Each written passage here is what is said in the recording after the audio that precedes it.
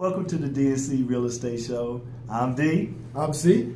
Hi, everyone. It's great to see you, everybody, again. Happy New Year to everybody. Happy New Year. So, what our new topic is today, we're going to start on disclosures.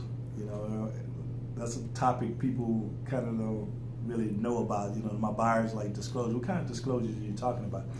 It's pretty much disclosures of the real estate and the lender side that we're going to talk about today. So tell us a little bit about, on the lender side, what is required on disclosures wise? Sure. What we like to do on our side at Fairway is first we'll do your initial application. So for your initial application, we're going to collect all your personal documents, taxes, pay stubs, W-2s, and then we're going to get you set up with the pre-approval letter that we're going to send over to you. Okay. But then once we get to the disclosure part, we don't actually execute the disclosures until you actually go under contract. So once you go under contract, you're going to get what's called an e-consent from us, which just allows us to send you documents electronically. So we're going to send those documents to you via email. And in that disclosure package, you're going to get the official application with the address on it. You're going to get all your government disclosures, which are going to include your Fair Credit Act, fair lending, all those type of things. And we're going to make sure that you get those probably within 3 or 4 days of you actually going under contract. And you're going to get those electronically. So, David, talk about how you're going to get disclosures from you, and what are they going to get? But what I want to hear from you also too, and my buyers probably want to hear from you, what is TRID? TRID, oh my goodness. Okay, so I want you to discuss that. So you want to talk a little bit about TRID. The Yes. funny thing about TRID is it's all about timing and what exactly you are going to get. So up front, you're going to get what's called the loan estimate. So in that initial disclosure packet, that loan estimate is going to disclose all the figures, all the fees, all the third-party fees, and you have to get that within a certain time frame according to TRID. Okay, and what is that? So that time frame is usually within the first 3 or 4 days that you go under contract. But the big one from a timing standpoint is the closing disclosure. That's what I want to hear. Yes. That closing disclosure, you need to receive that within 3 business days prior to you closing on the loan. There you go. And that 3 business day timing, we can't close your loan until you receive and acknowledge that closing disclosure. The closing disclosure fee estimate or schedule of fees has to be within a 5 or 10% tolerance of what we disclose on the loan estimate.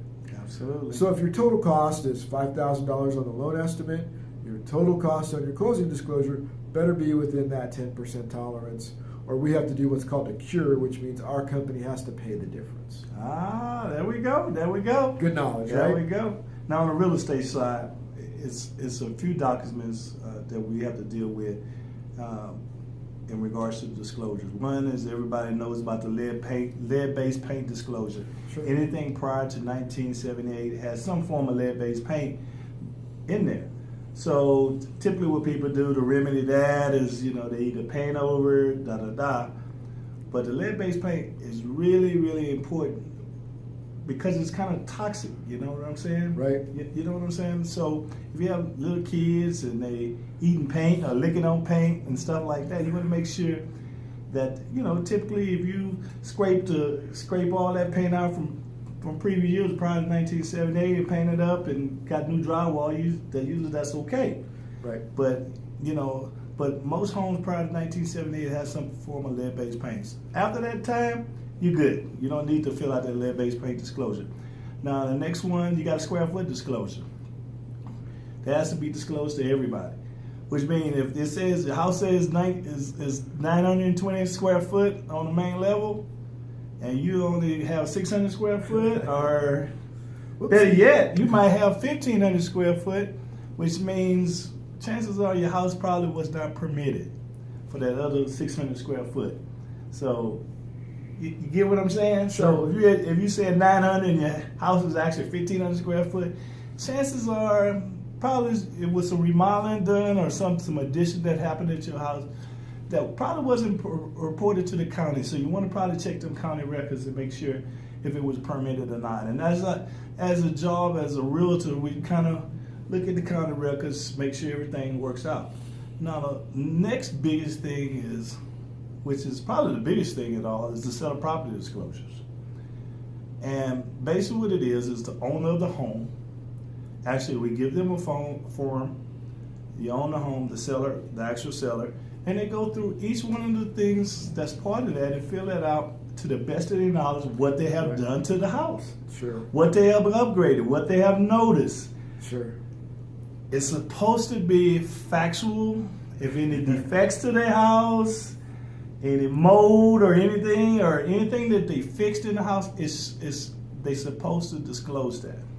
And you know, more so than anything, if I received a house and it was unfinished, now all of a sudden it's finished and it's remodeled in the basement, but it's not showing in the county records, chances are you wanted that to show on there and find out if it was permitted or not permitted. So there's a lot of things on that seller property disclosure that the sellers actually figuring out and need to,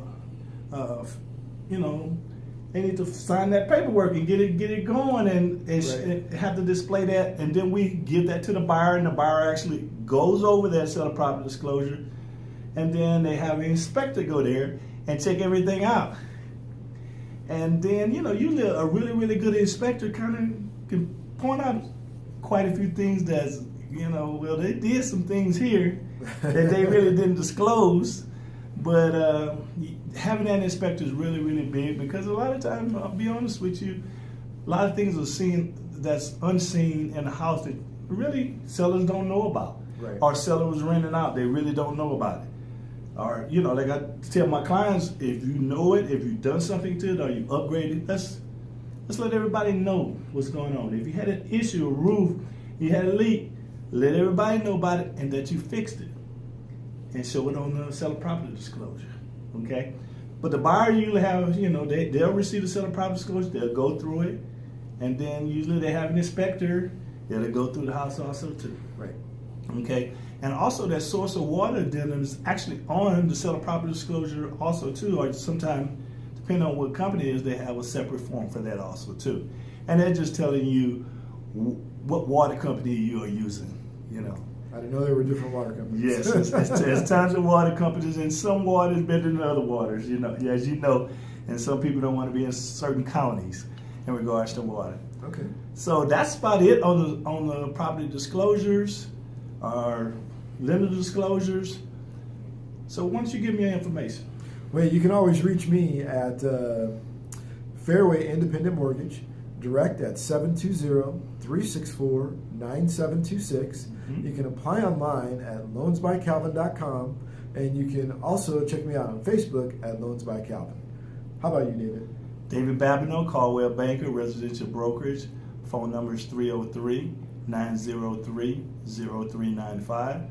And if you want to connect with me on social media anyway, just go to the Real Estate Man 24/7. I'm on YouTube, I'm on Facebook and Instagram. Have a blessed day. All right. Happy New Year again, everybody. See you soon. Bye-bye.